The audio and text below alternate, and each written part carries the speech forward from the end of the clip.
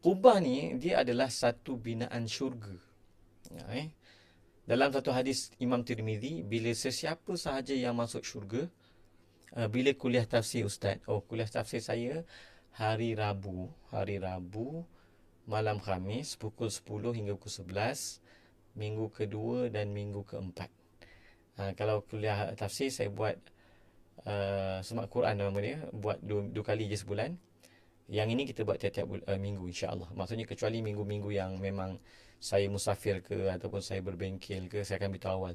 Kalau saya tak beritahu tu, insya-Allah memang kuliah akan berjalan seperti biasa.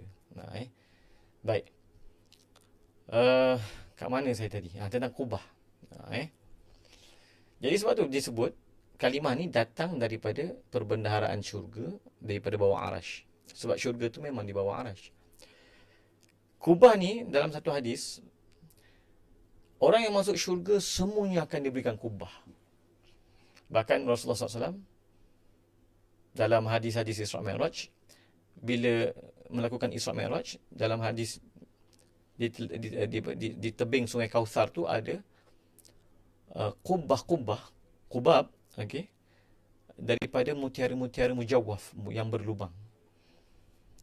Jadi kalau kita tengok, bila ulama baca tentang hadis berkenaan syurga ni banyak kubah. Maka sebab itulah bila mereka membina masjid, mereka meletakkan kubah di atas masjid. Dan kemudian kita tengok bila mereka membina binaan bagi tanda makam-makam para ulama dan para awliya, mereka bina kubah di atas kubur tersebut. Kenapa para ulama, khususnya di Timur Tengah, pada waktu dulu dan juga di beberapa negara-negara yang lain di belah-belah Parsi, Baghdad tu, dengan Tantan tu, mereka bila buat masjid, mereka buat kubah, dan bila mereka buat makam para ulama, mereka buat kubah. Adakah mereka menyembah? Tidak, tuan-tuan. Okey. Kubah ni adalah macam kita sebut tadi, binaan-binaan syurga, dan semua penduduk syurga akan diberikan kubah. Maka sebab itulah ulama-ulama dulu atau pemerintah-pemerintah dulu bila buat masjid letak kubah. Menunjukkan apa, tuan-tuan? Masjid ni taman daripada taman-taman syurga. Satu.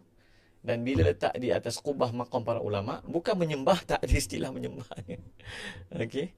Tapi sebab kubur kubur para ulama ni raudhatun min riyadil jannah, taman daripada taman-taman syurga. Maka bila dibina, untuk ada perbahasan panjang ni, dalam mazhab Syafi'i sunat membina tanda yang kekal bagi kubur para ulama untuk diziarahi. Itu akan datang kita boleh bincang, tak ada masalah. Tak ada syirik-syiriknya. Okey, tak ada syirik-syiriknya. Maka oleh kerana kubur para ulama ni taman dan taman-taman syurga, lalu mereka meletakkan kubah itu di atas binaan tanda makam para ulama. Bahkan saya sangat menarik dengan penjelasan daripada Syekh Dr. Usamah Said Al-Azhari. Bila orang tanya dia tentang kenapa kita buat binaan di atas makam para ulama, dia kata kerana Rasulullah SAW melarang. Kan ada hadis, Rasulullah menyebut orang Yahudi, Allah melaknat orang Yahudi yang mengambil kubur-kubur Nabi mereka sebagai masjid. Maksudnya sebagai tempat sujud. Sebab ittakhadha ni dia ada sayrurah. Dia maksudnya dia menukar sesuatu kepada sesuatu. Maksudnya kalau orang Yahudi yang dilaknat itu, dia tanah kubur tu ataupun tempat di makam itu, dia bersemayang atas tu. Maka kata Syekh Usamah, Menteri Waqaf Mesir sekarang ni, ulama letak binaan, dan ulama letak macam kita panggil binaan yang tinggi daripada permukaan tanah, kita kata maqam lah,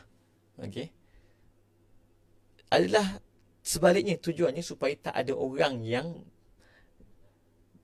beribadah ataupun duduk di atas tempat maqam tersebut, sebab dah ada bangunan. Jadi mereka tak akan duduk di atas maqam tersebut, mereka akan duduk di sekeliling ataupun di ziarahi tempat-tempat ziarah tu lah. Jadi tujuannya supaya kubur para ulama tidak dijadikan tempat solat. Dan kemudian diletakkan kubah kerana kubur para ulama tu taman daripada taman-taman syurga. Tu yang kena faham tu tuan-tuan. Ha, ambil kefahaman ni. Supaya apa? Supaya jangan terpedaya dengan sebahagian orang yang mengatakan itu adalah sembahan. Astagfirullah. Okey. Oh, penyembah kubur lah. Dia kata meminta pada yang mati. Tak ada, tak ada, tak ada. Minta pada Allah. Tawassul dengan orang mati bukan tawassul dengan orang mati. Tawassul dengan orang yang mempunyai kemuliaan di sisi Allah. Para syuhada, para ulama, para anbiya, para awliya. Itu walaupun telah meninggalkan dunia ini, tetapi kemudian bila dalam alam barzakh, okey, mereka ni disebut ahyaun indallah, hidup di sisi Allah. Allah sebut 2 kali kan dalam Quran, wala taqulanna alladzina qutilu wala tahsabanna alladzina qutilu. Jangan kamu sebut mereka tu orang mati, jangan kamu anggap mereka tu orang mati. Bal ahyaun indallah, mereka itu hidup di sisi Allah.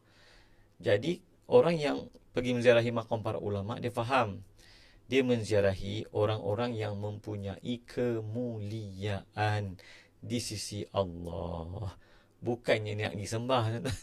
Saya kadang-kadang lucu juga baca-baca tuduhan-tuduhan, maaf kata, orang-orang ekstrim dan jahil ni lah, tentang amalan para ulama. Lalu ditafsir perbuatan para ulama tu seolah-olah para ulama ni penyembah kubur.